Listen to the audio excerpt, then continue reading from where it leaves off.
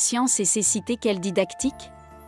Lorsque l'on parle de science et de cécité, et plus particulièrement de mathématiques et de cécité, on est souvent confronté à l'un des nombreux clichés concernant les aveugles. Celui selon lequel les aveugles, privés de la vue, ont plus de difficultés à comprendre les disciplines scientifiques, en particulier les concepts logico-mathématiques et géométriques. Et pour être cohérent avec ce postulat, de nombreux enseignants et éducateurs se demandent souvent quelles méthodes d'enseignement doivent être mises en place pour que les élèves déficients visuels puissent étudier les mathématiques. Ou même quelles mathématiques peuvent être enseignées à un élève aveugle.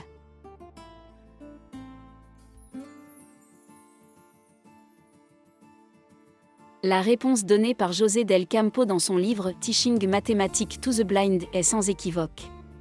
Les mathématiques ne s'enseignent pas, elles s'apprennent. Et les apprendre, pour n'importe quel enfant, c'est les découvrir par soi-même. L'apprentissage des mathématiques est en effet pour tout enfant, même aveugle, le fruit d'innombrables expériences concrètes de découverte et de manipulation de la réalité. Ce n'est pas l'absence de vue qui rend difficile l'apprentissage des mathématiques pour un aveugle, mais plutôt l'absence d'expérience tactile, de manipulation d'objets concrets. D'où l'absence de connaissance directe de la réalité. Qu'est-ce qui donne naissance au concept de nombre? Nous savons que le nombre est un concept logique résultant de l'acquisition de nombreuses aptitudes et compétences, qui permettent à l'enfant, à n'importe quel enfant, de mûrir les structures de pensée relatives au développement logique et mathématique. Quelles sont ces compétences pré-mathématiques? Tout d'abord, la connaissance du schéma corporel, la capacité d'observer, de toucher, de reconnaître. La capacité à comprendre les relations spatiales et la latéralisation. La capacité de sélectionner, de classer, de sérier. La capacité à effectuer des opérations spatiales, temporelles et logiques. La capacité à reconnaître la quantité et l'invariance de la quantité. Et de tout cela naît le concept de nombre.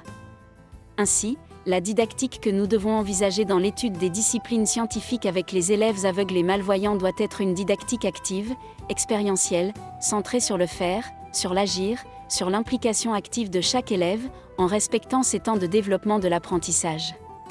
Et en envisageant l'utilisation de matériel, d'aide et de stratégies didactiques qui respectent le mode de connaissance de l'élève aveugle.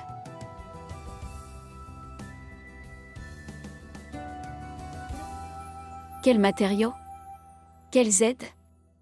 Des matériaux occasionnels aux matériaux communs structurés, en passant par les aides typhlo-didactiques? Autant de matériaux que nous pouvons utiliser sans jamais oublier ce que disait Maria Montessori, à savoir que tout matériau, toute aide, est un moyen merveilleux et excellent entre les mains de ceux qui savent l'utiliser, mais pour lui-même il passe inaperçu. C'est-à-dire que tout matériel, même le plus constructif, n'est pas exhaustif en soi. Ce n'est pas seulement le matériel des aides qui permet à l'enfant d'apprendre à compter, mais c'est la méthode pédagogique axée sur l'expérience, le concret, l'action directe, la découverte.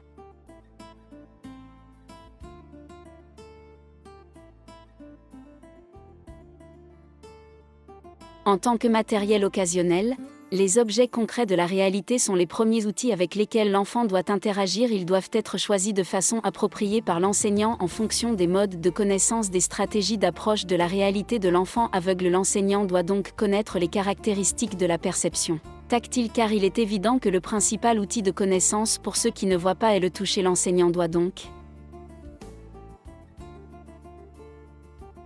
compte tenu de tout cela, choisir des objets dont les caractéristiques sont claires et perceptibles au toucher, des objets initialement assez petits pour être fermés dans les mains des objets que l'enfant connaît et peut tenir dans les mains des objets que l'enfant connaît et peut apprendre à toucher, objets initialement assez petits pour être fermés dans les mains objets que l'enfant connaît avec différents poids, formes, tactilité. On peut utiliser des bonbons aux fruits secs mais aussi des boutons, des feuilles, des pierres, des bouchons, etc.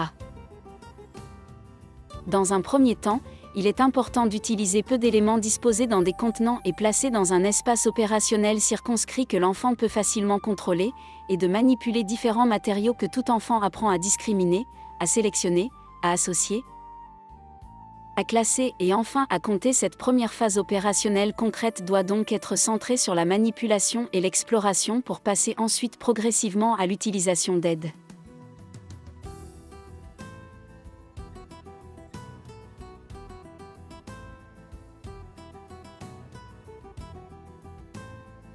Tiflo-didactique.